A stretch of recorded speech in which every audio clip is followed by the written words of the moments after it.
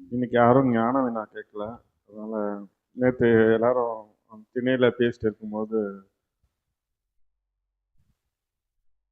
பதி பசு பாசம் இதை பற்றி நாங்கள் உரையாடிட்டு இருந்தோம்.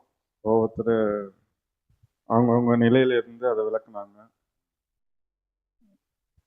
நீங்கள் உங்கள் நிலையிலிருந்து சொல்லுங்க சாமி.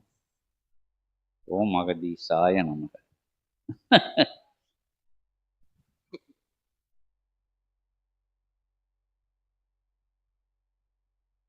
பதி பசு பாசம். பதி என்றால் யார்? இறைவன். பதினா இறைவன். பசு என்றால் யார்? ஆன்மான்.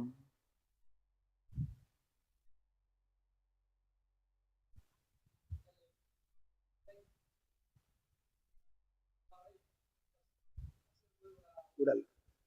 பதி என்பது இறைவன். பாசம் என்பது பற்று.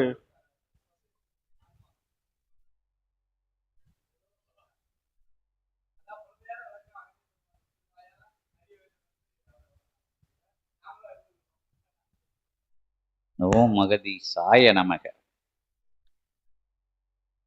ஒவ்வொரு சீடர்களும் ஒன்றாக அமர்ந்து உரையாடுகின்ற பொழுது அவர்களுக்குள்ளிருந்து வருகின்ற அத்தகைய வினாக்கள் விடைகள் யாவும் ஒவ்வொருவரும் பகிர்ந்து கொண்டு அதனை உணர்ந்து கொண்டு கூறுவது சரியா, அதன் அர்த்தம் சரியா என்கின்ற நிலைகளுக்குள் சென்று ஆராயாது அதிலிருந்து கிடைக்கின்ற உயர் அர்த்த நிலைகளை பெற்றுக்கொண்டு வளம் வர வேண்டும் என்ற கருத்தியல் வாழ்க்கை. சீடர்கள் ஒவ்வொருவரும் அவரவர்கள் கற்றறிந்த நிலைகளிலிருந்து உரையாடுகின்ற பொழுது வருகின்ற ஒவ்வொரு நிலைகளும் தான் உயர்நிலை என்ற நிலைக்குள் செல்லாது கேட்கின்ற அத்தகைய செவிவழி கேட்கின்ற நிலைகளை உள்ளுக்குள் ஏற்றி வைத்துக் கொண்டு அதிலிருந்து பெறுகின்ற உயர்நிலைகள் எதுவென்று சித்தனோடு கலந்துரையாடி அது சரியா அது தவறா என்கின்ற நிலைகளுக்குள் சென்று ஆராய்தல் நிலைகளில் அவனோடு கலந்திருந்து உயர் உபதேசம் பெற்றுக்கொள்ளவும் அகத்தியன் யாம் வாழ்த்து. அகதீசாய நமக. இறைவனுக்குள் இருக்கும் ஆன்மா, இறைவனுக்குள் இருக்கும் ஆன்மா அன்பானது, கருணையானது. இறையே கருணையானது, அன்பானது. அதன் மறுபொருள்தான் பாசம். அத்தகைய இறைவன் மீது தன்னுடைய ஆன்மா பற்று கொள்கின்ற பொழுது, தன்னுடைய ஆன்மா இறைவனை பற்றுகின்ற பொழுது எது விடுபடுகின்றது என்று வினவுகின்றோம். ஓம் அகதீசாய நமக.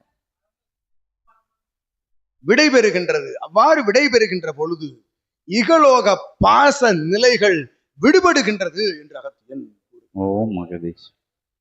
இறைவன் ஆன்மா எவ்வாறு அன்பு கருணை வயப்படுகின்றதோ, கருணை மயம் கொண்டதோ, அதுபோன்று சாதாரண நிலை கொண்ட ஒரு மானிடன் ஆன்மா அன்பும் கருணையோடும் வளம் வருகின்ற பொழுது அவன் எவராக மாறுகின்றான்?